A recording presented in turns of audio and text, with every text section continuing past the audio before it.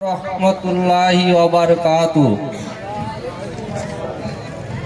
এখন আমরা মাইয়াতকে কিভাবে গোসল দিতে হয় এবং কিভাবে কাফন পরাতে হয় সেটা দেখাবো। রসুল করিম সাল্লাল্লাহু আলাইহি ওয়াসাল্লাম বলেছেন, যে ব্যক্তি মায়াতকে গোসল দেবে ও তার দোষকে গোপন রাখিবে, আল্লাহ তাআলা তাকে মাগফিরাত ও ক্ষমা করিবেন। গোসল দেওয়ার নিয়ম। পুরুষ ব্যক্তির জন্য মায়াতকে গোসল দেওয়ার জন্য ফুলের পাতা দিয়ে পানিকে সামান্য গরম করে নিতে হবে। যদি ফুলের পাতা পাওয়া না যায় তবে শুধুই পানি গরম করে নেবে।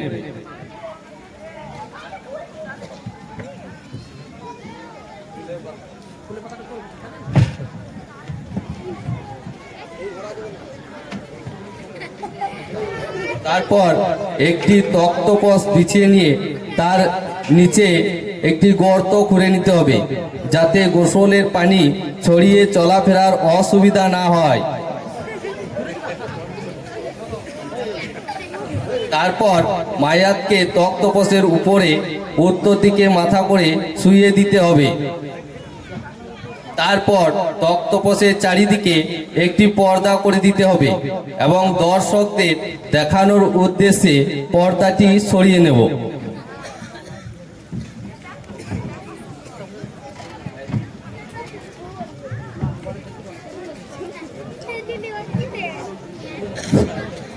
এখানে দর্শকদের দেখানোর উদ্দেশ্যে মায়াতকে আমরা উত্তর দিকে মাথা করা বাদ দিয়ে এদিকে দেখাচ্ছি।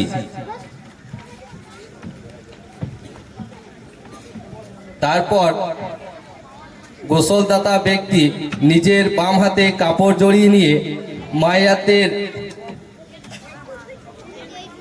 মায়াতের কাপড়ের নিচে হাত ভরে প্রথমে 3টি অথবা 5টি মাটির ঢেলা দ্বারা ও পানি দ্বারা ইস্তেঞ্জা করিয়ে দেবে।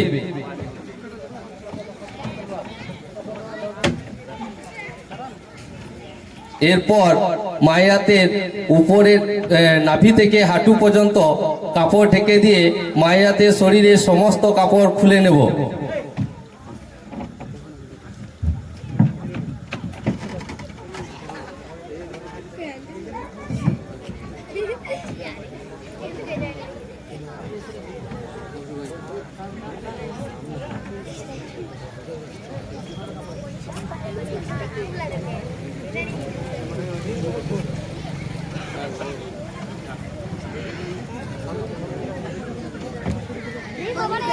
তারপর গোসলদাতা ব্যক্তি নিজের বাম হাতে কাপড় জড়িয়ে নিয়ে মায়াতের কাপড়ের নিচে হাত ভরে প্রথমে 3টি বা 5টি মাটির ঢেলা দ্বারা অথবা পানি দ্বারা ইস্তেঞ্জা করিয়ে দেব। কিন্তু গোসলদাতা মায়াতের সতর দিকে বা খালি হাতে ইস্তেঞ্জা করাবেন না।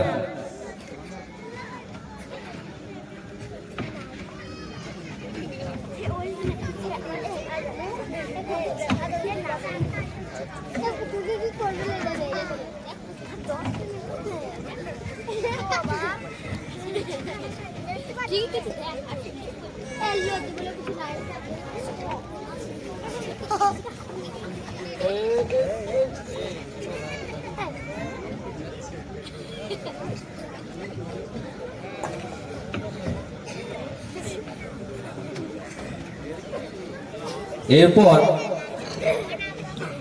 মায়াতের নাকে, মুখে ও কানে তোলা গুঁজে দেব, যাতে গোসলের পানি ঢুকে না যায়।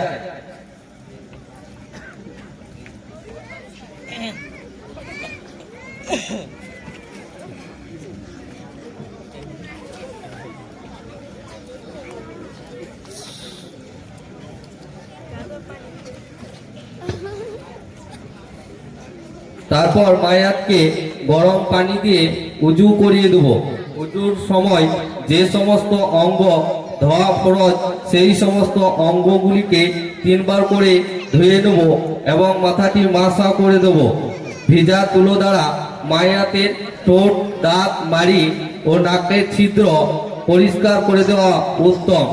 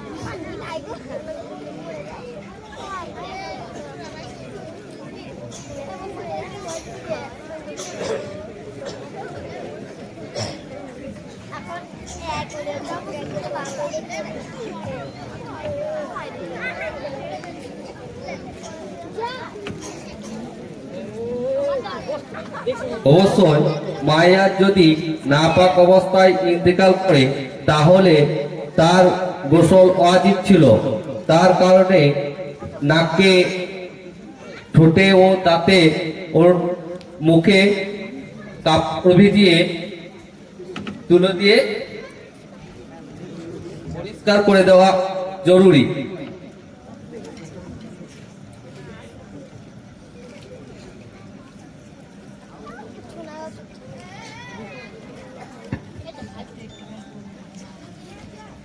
এরপর মায়াতকে সাবান মাখিয়ে শরীরটা পরিষ্কার করে নিতে হবে।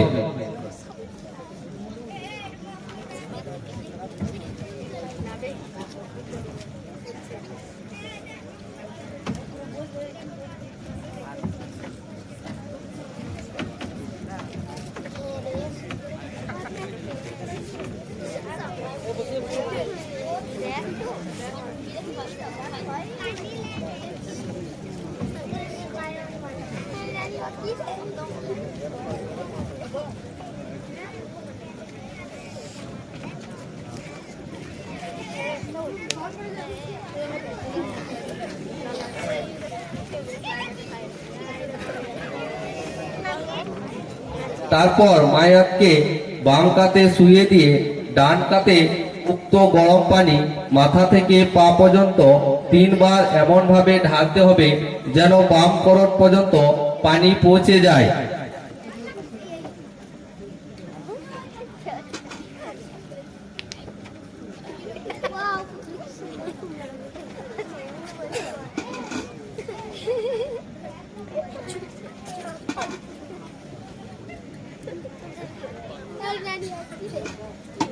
তারপর মায়াতকে ডান কাতে শুইয়ে দিয়ে উক্ত গরম পানি মাথা থেকে পা পর্যন্ত 3 বার এমন ভাবে ঢালতে হবে যেন ডান করোট পর্যন্ত পৌঁছে যায়।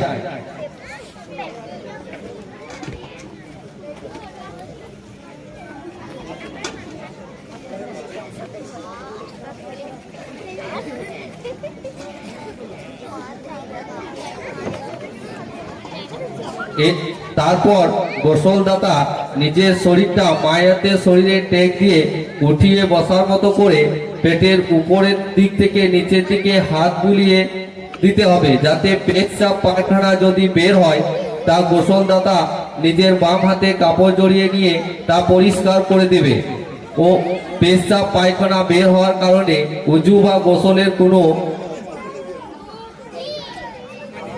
ক্ষতি হবে না।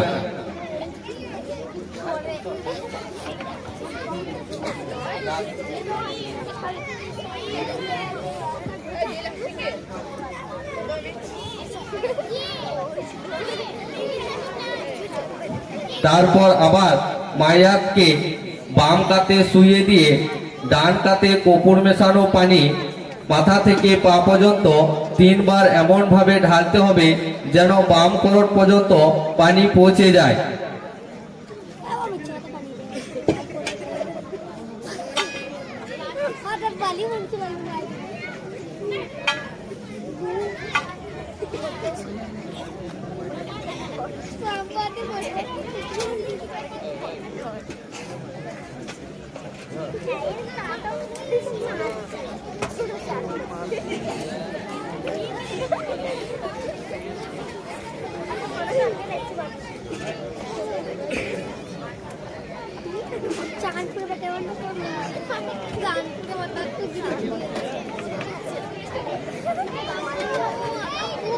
তারপর আবার মায়াতকে ডান কাতে শুইয়ে দিয়ে বাম কাতে কপুর মেশানো পানি মাথা থেকে পা পর্যন্ত 3 বার এমন ভাবে ঢালতে হবে যেন ডান করোট অব্দি পানি পৌঁছে যায়।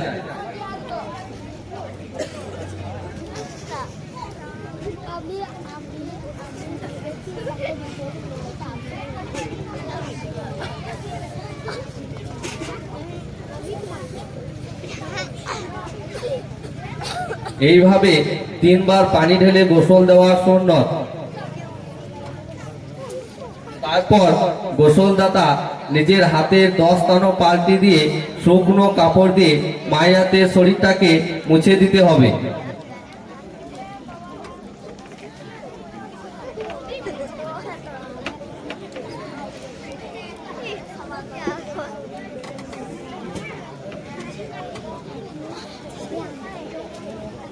তারপর মায়াতের ঢাকা দেওয়া ভিজা কাপড়টা বদলে দিয়ে শুকনো কাপড় ঢেকে দিতে হবে।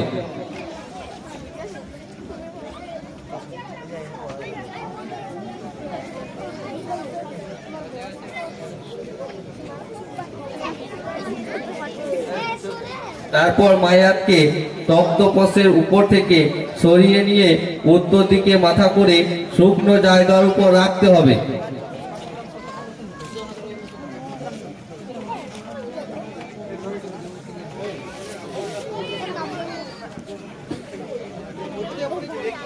তারপর মায়াতের মাথার চুলে ও দাড়িতে কপুর লাগিয়ে দিতে হবে।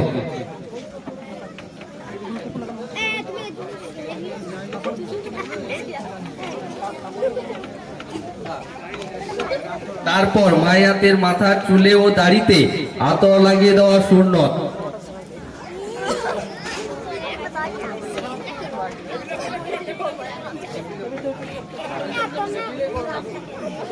দেখানোর জন্য টেবিলে করা হচ্ছে।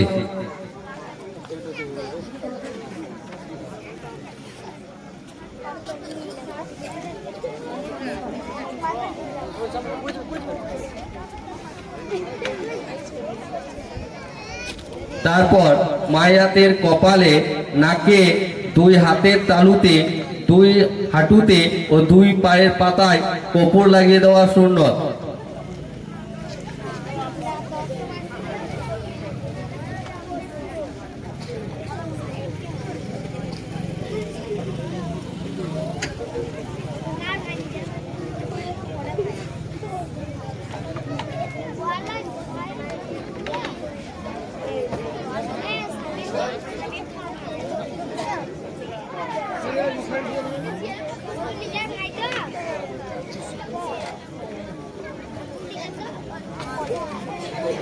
মায়াতের চুলে ও দাড়ি ছাড়া অন্য কোথাও আতর লাগানো ঠিক নয়। মায়াতের নখে ও দাঁতে যদি ময়লা থাকে তা খেলাল করানোর কোনো প্রয়োজন নেই। মায়াতের নখ ও চুল কাটা চলবে না। মায়াতের চোখে সুরমা ও চুল আঁচড়ানো জায়েজ নেই। মায়াতের গোসল ব্যবহৃত পানি সম্পূর্ণ নাপাক পুরুষ ব্যক্তিকে পুরুষরাই গোসল দেবে এবং মায়াতের সবচেয়ে নিকট আত্মীয় গোসল দেওয়া উত্তম। কাফন দেওয়ার ফজিলত। হযরত রাফি রাদিয়াল্লাহু আনহু বর্ণনা করেছেন, রাসূল করিম সাল্লাল্লাহু আলাইহি ওয়াসাল্লাম বলেছেন, ইরশাদ করেছেন, যে ব্যক্তি কাফন পরাবে আল্লাহ তাআলা তাকে জান্নাতের রেশমের মোটা ও পাতলা কাপড় পরিধান করাবেন। পুরুষ মায়াতের জন্য 3টি কাফন দরকার: চাদর, ইজার ও কুর্তা। ইজার মাথা থেকে পা পর্যন্ত লম্বা হবে। চাদর ইজারের চেয়ে 1 হাত লম্বা হবে। কুর্তা মাথা থেকে পা পর্যন্ত লম্বা, যা তার 2 গুণ লম্বা হবে।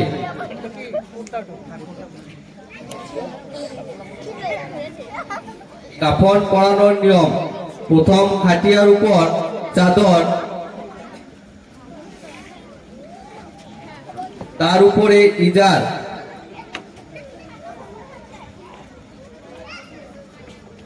তার উপরে কুর্তা বিছিয়ে দেবো, কিন্তু কুর্তার উপরের পাটটা ভাঁজ করে মাইয়াতের মাথার কাছে রেখে দেব।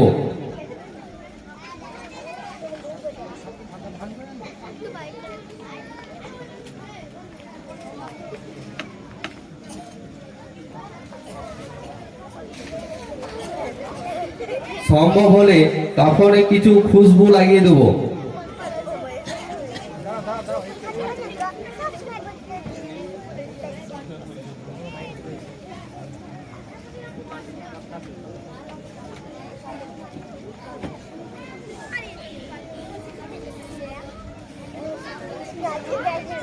তারপর মাইয়াতকে কাপড় দিয়ে মুছিয়ে শুকনো কাপড় থেকে কাফনের উপর চিৎ করে শোয়াতে হবে এবং দুই হাত দুই দিকে রাখতে হবে।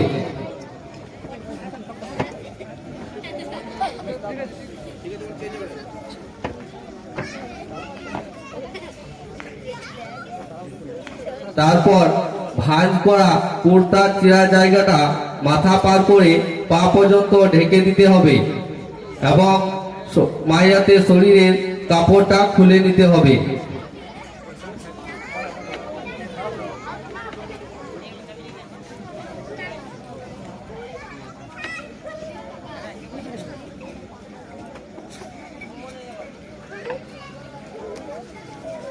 প্রথমে এজারের বাম দিকটা মুড়ে দিতে হবে,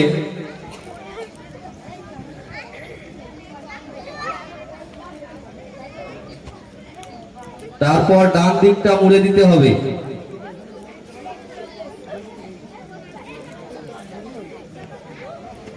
তারপর চাদরের বাম দিকটা মুড়ে দিতে হবে, তারপর ইজারের ডান দিকটা মুড়ে দিতে হবে।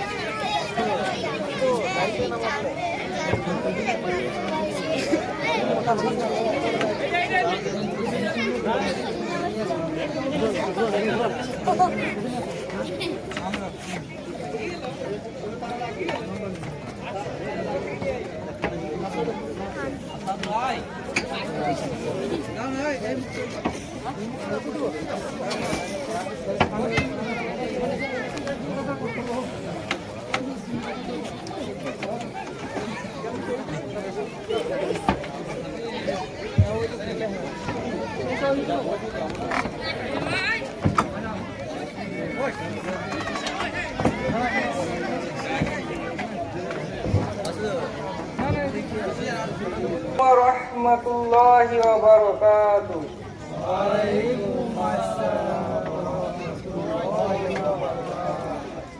জানাজা নামাজ কিভাবে পড়তে হয় তা এখন আমরা আপনাদের সামনে পড়ে দেখাবো। তার আগে জানাজা নামাজের নিয়মগুলি জেনে নিই। জানাজা নামাজে দুটি ফরজ ও তিনটি সুন্নত।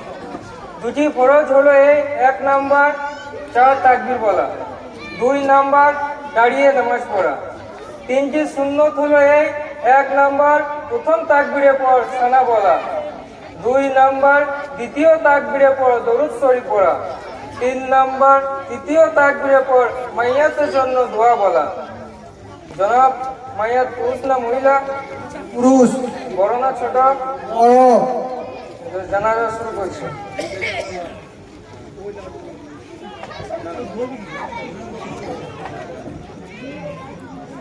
আমি ইমাম হইয়া 4 তাকবীর সহিত এই মাইয়াতের জন্য ফজর কাফায়া জানাজা নামাজ পড়াইতেছি।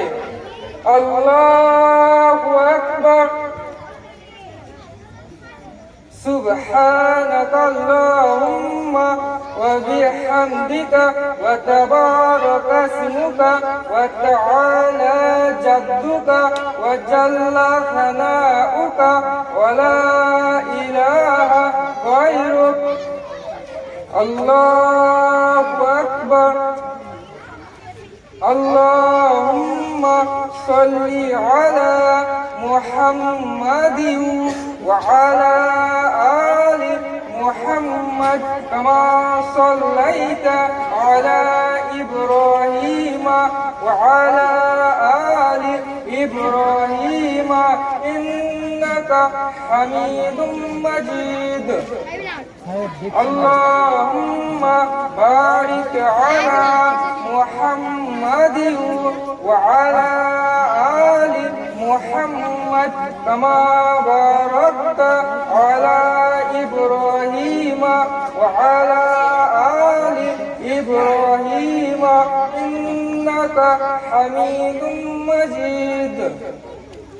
الله أكبر. اللهم اغفر لحينا وميتنا وشاهدنا وغائبنا وصغيرنا وكبيرنا وذكرنا وأنثانا.